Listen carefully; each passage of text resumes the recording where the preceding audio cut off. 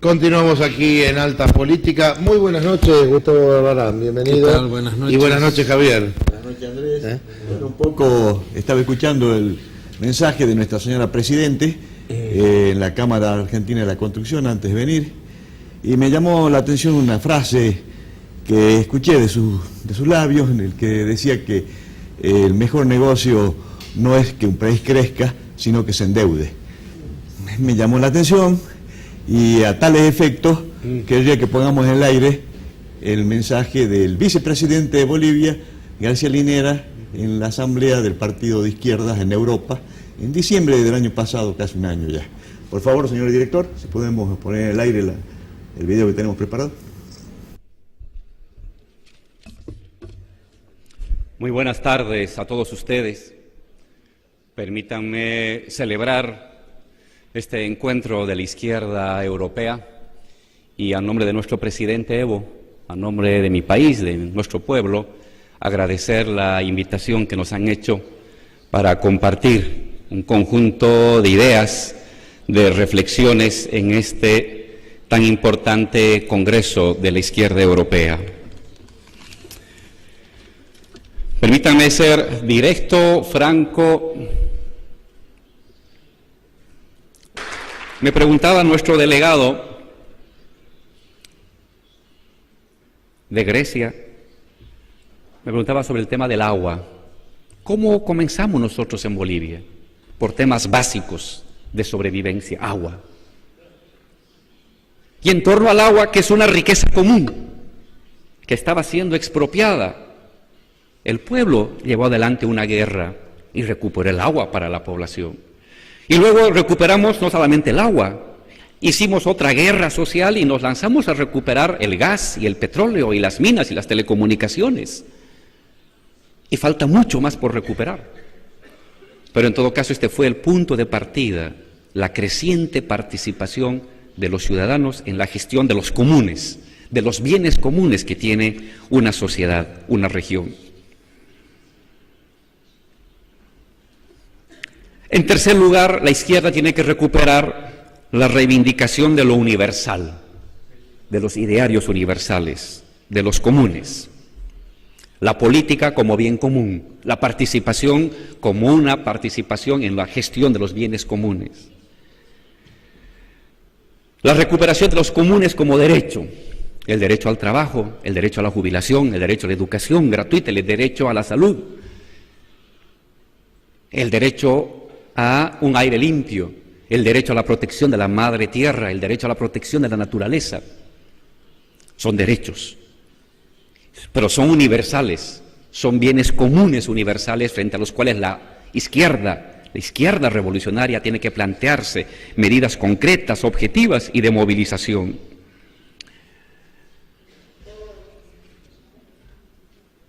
Leía en el periódico cómo se estaba utilizando en Europa recursos privados para salvar, recursos públicos para salvar bienes privados. Esa es una aberración. Estaban utilizando el dinero de los ahorristas europeos para salvar la quiebra de los bancos. Estaban usando lo común para salvar lo privado. El mundo está al revés. Tiene que ser al revés, usar los bienes privados para salvar y ayudar los bienes comunes, no los bienes comunes para salvar los bienes privados. Los bancos tienen que tener un proceso de democratización y de socialización de su gestión, porque si no los bancos van a acabarles les van a quitar no solamente su trabajo, sino su casa, su vida, su esperanza y todo. Y eso es algo que no se puede permitir.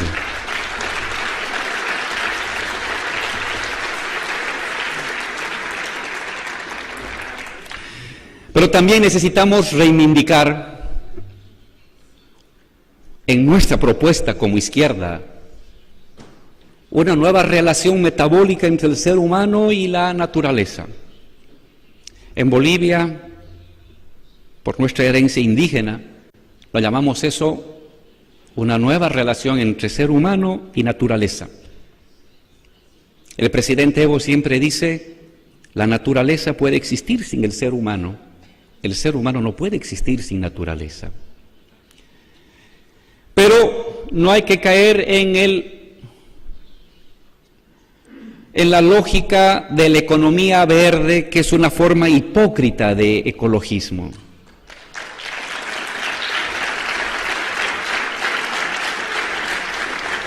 Hay empresas que aparecen ante ustedes los europeos como protectores de la naturaleza y con el aire limpio, pero esas mismas empresas nos llevan a nosotros a la Amazonía, nos llevan a América o a África todos los desperdicios que aquí se generan. Aquí son depredadores o aquí son defensores y allí se vuelven depredadores. Han convertido la naturaleza en otro negocio. Y la preservación radical de la ecología no es un nuevo negocio ni una nueva lógica empresarial. Hay que restituir una nueva relación, que es siempre tensa, porque la riqueza que va a satisfacer necesidades requiere transformar la naturaleza. Y al transformar la naturaleza, modificamos su existencia, modificamos el bios. Pero al modificar el bios, como contrafinalidad muchas veces, destruimos al ser humano y también a la naturaleza. Al capitalismo eso no le importa, porque eso es un negocio para él. Pero a nosotros sí, a la izquierda sí, a la humanidad sí, a la historia de la humanidad sí le importa. Necesitamos reivindicar una nueva lógica de relación, no diría armónica, pero sí metabólica, mutuamente beneficiosa entre entorno vital, natural, y ser humano, trabajo, necesidades.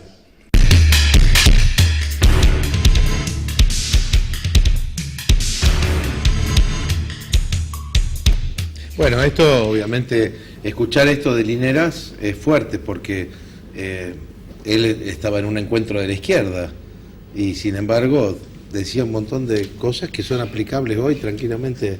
Sí, obviamente el tema del video de García Linera es simplemente a efecto que íbamos a tocar el tema de Bolivia y de la presencia del presidente boliviano acá y un poco rescatar la presencia del vicepresidente Álvaro García Linera en Bolivia, más allá de los conceptos o enrolarse en la izquierda que él propone o no, ¿no es cierto? Acá no estamos juzgando eso, sino simplemente poniendo en escena al vicepresidente de Bolivia, que junto con Evo están logrando realmente un país totalmente distinto al que recibieron. Pero para eso lo tenemos al doctor Barbarán que nos dirija la palabra. Bueno, miren, yo creo que sobre la base de 0, medio punto es un montón. 1 es el 100%, 2 el 200%. O sea, si consideramos que Bolivia era una tabla rasa, todo lo que hace Evo Morales, evidentemente, implica un giro de 180 grados. Pero esto no quiere decir que Bolivia esté en el mejor de los mundos, ni mucho menos. Es decir, yo creo que la situación de Bolivia es mucho más profunda que las lecturas que suelen hacerse, sobre todo en los medios de comunicación nacionales, de pensar que Bolivia es un vergel. Bolivia sigue siendo una sociedad muy primarizada, una sociedad de enormes diferencias económicas, sociales y culturales, y fíjense que yo no sé si el modelo de Evo Morales y Álvaro García Linera es suficiente para mantener la coherencia, la cohesión y la unidad de Bolivia. Yo creo que fue la segunda presidencia de Evo Morales, triunfó el pragmatismo, en la medida en que él obviamente negocia con los grandes propietarios, las grandes empresas y los sindicatos de la Bolivia Verde. No se olviden ustedes que la Bolivia Verde, el llano, son los 2/3 del territorio boliviano. La media luna. Eso es lo que llama la media luna, pero es mucho más que una media luna. Digo por lo que es Beni, Pando, Tarija y Santa Cruz. Son los en el dos. aspecto racial del Camba con el Colla, cómo conviven y cómo Este es el tema central a mi modo de ver, Javier.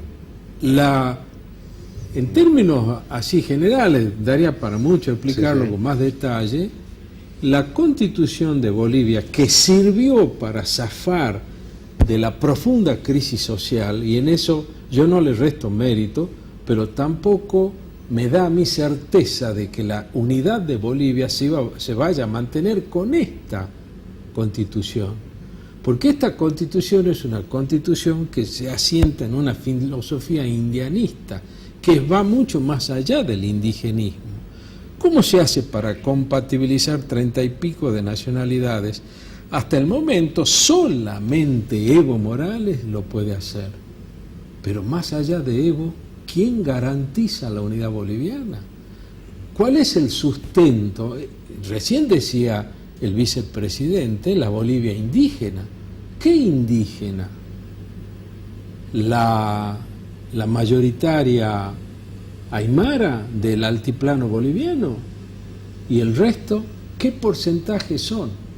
Y acá viene una cuestión que se está debatiendo en Bolivia, y yo la traigo a colación cada vez que puedo, pues me parece que allí es donde nosotros tenemos que entrar a analizar, y es si Bolivia es una nación es un país de naciones indígenas o es un país de mestizos.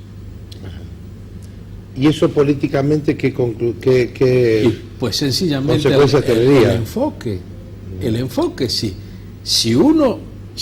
Los que sostienen que Bolivia es un país de mestizos, propone una visión distinta de la visión indianista, que es la que procura, en algunos casos extremos, volver al periodo precolonial, es decir, hacer una especie de ucronía que está en los teóricos de esa posición. Yo, por eso insisto, si uno descompone las nacionalidades existentes en Bolivia frente a su cantidad de habitantes, es un tema que da para pensar mucho si realmente Bolivia es un país de 36 naciones indígenas o es un país de mestizos. Ahora, Gustavo, la realidad es que hay un cambio notorio, inclusive que sorprendió a muchísima gente. Pero no sé si es un cambio notorio. No hay un cambio notorio cuando tienen hoy reservas cuantiosas en el Banco Central. Pero cuando en Santa Cruz de la Sierra lo votó el 60%. Eso es un manejo sensato, un manejo que a lo mejor inmune a niveles de corrupción. Ajá. Lo que pasa es que nosotros estamos desencajados y todo eso nos parece... nos parece Disneylandia por lo mal que estamos aquí. Pero el tema es que allá están haciendo... Obviamente, además, por lo que yo he leído, hay ciertas posiciones geopolíticas de Bolivia que precisamente las defiende García Linera cuando se hacen las vías de comunicación transversal. Bolivia es un país sustancial para América del Sur y para Argentina en especial y para la región del norte y Salta en especial, por los vínculos. ¿Hace alguna consideración? Que queda un minuto, pero ¿A qué vino Evo?